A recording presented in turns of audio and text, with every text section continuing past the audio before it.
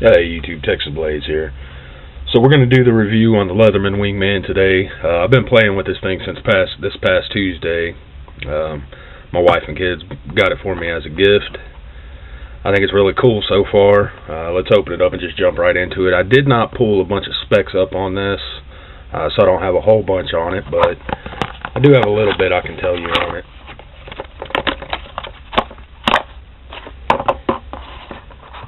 This is number 831426. There is an 831425. I do not know what the difference is in the two.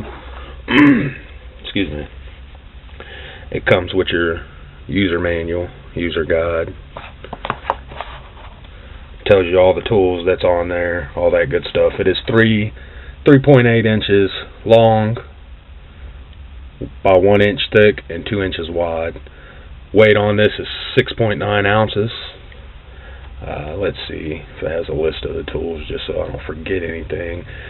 420HC combo knife, spring action regular pliers, spring action needle nose pliers, and spring action wire cutters.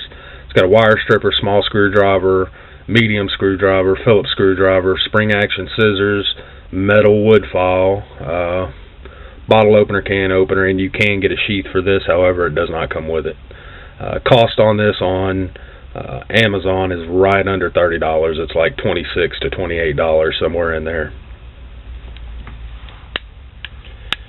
There's a lot of reviews out there on this thing. I mean a lot. I'm talking like close to 1,000. Let's see. Looking at right around, it's 847 customer reviews just on Amazon on this thing, and I found a couple of hundred others just bouncing around the internet. On Amazon, you're looking at 622 5-star reviews, 162 4-star reviews, 35 3-star, 16 2-star, and 12 1-star. Now, the first thing I always do is go to the 1-star reviews and look at them and see, what the complaints are. And the biggest complaints were none of them were the same. Actually, it was they were saying their item was defective. One person said the pivot was extremely loose in the pliers, and you can see there's very little play there. So I'm assuming he just got a defective tool. Another one said that his scissors were not spring loaded, and I think he was just opening it wrong. I did the same thing the first time I opened the scissors, and we'll show you that here in just 1 second. On this side you have your Phillips head and your medium flathead or large flathead. On the other side,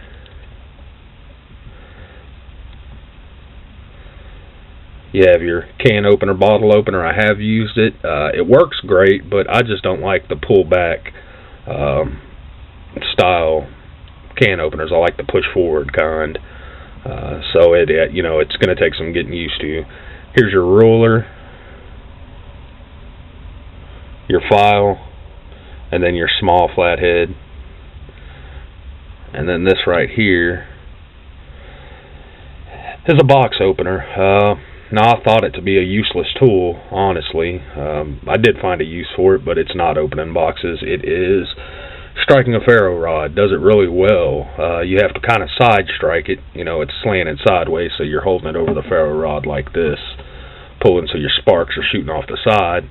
But it works great. It works great as a ferro rod striker. I have a problem with the Bear Gorilla striker they add on there that comes with it, and I found that this thing just showers sparks off of it, so it works really good as a ferro striker, flint striker, what the hell ever.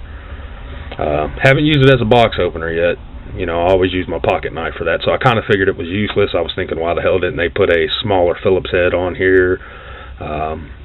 So that was my first complaint with it, but I find that I like it to strike the ferro rod, so it's a good little tool, just not for the purpose what they say it was for. Alright, let's close it up. Here's your blade, and of course my second con on this tool is going to be that it's a 50-50 blade. I don't like that. I don't like serrations on my blade. I like a plain edge. I understand some of you guys like serrations. for cutting cordage or whatever. And I do find it's easier to cut cordage with serrations. It's just harder to field sharpen serrations than it is a plain edge for me.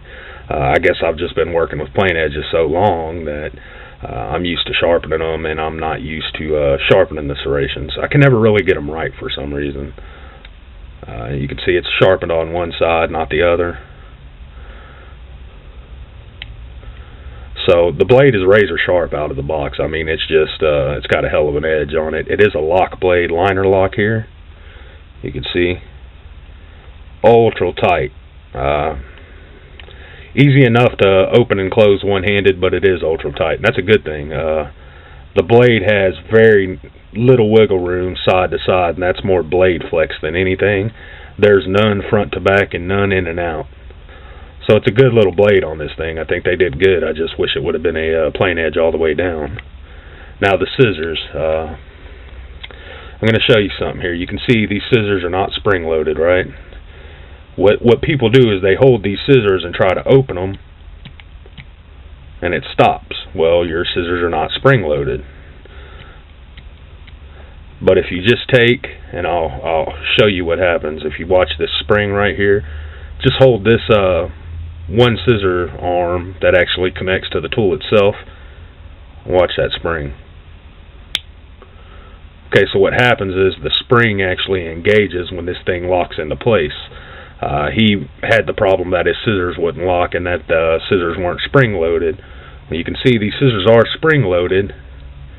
However, if you try to just push the whole tool back, the whole set of scissors, it inhibits this from locking into place. It inhibits the scissors from locking into place with the liner lock down here.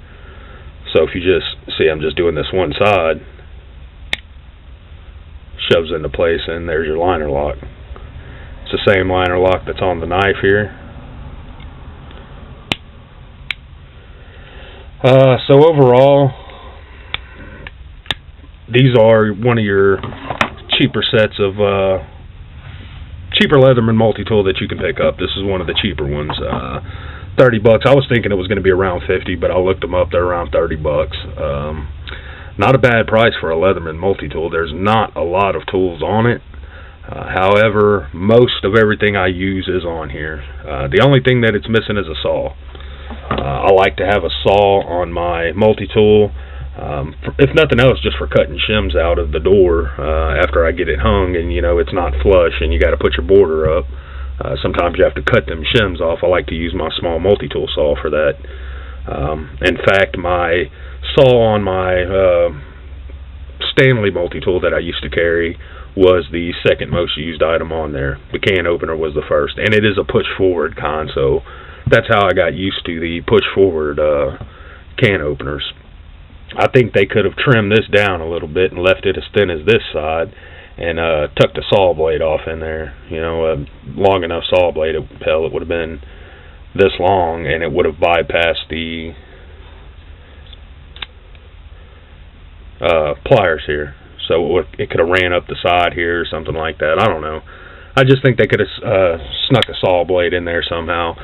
So for that reason and for the serrations, we're going to give this, we'll say 4 out of 5 stars. Sounds like a good place for it to be. That may change, but I doubt it. I've already been using it. Like I said, it's already my EDC. I'm carrying this thing every day.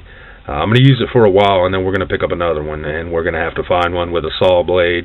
I've used the scissors once. The scissors are razor sharp on this thing. Have a hell of an edge on it. So I think it's a good little multi-tool overall.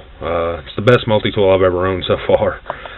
We do plan on getting the super tool here soon, but I don't think that's going to be an EDC multi-tool. It's going to be too heavy to carry in my pocket.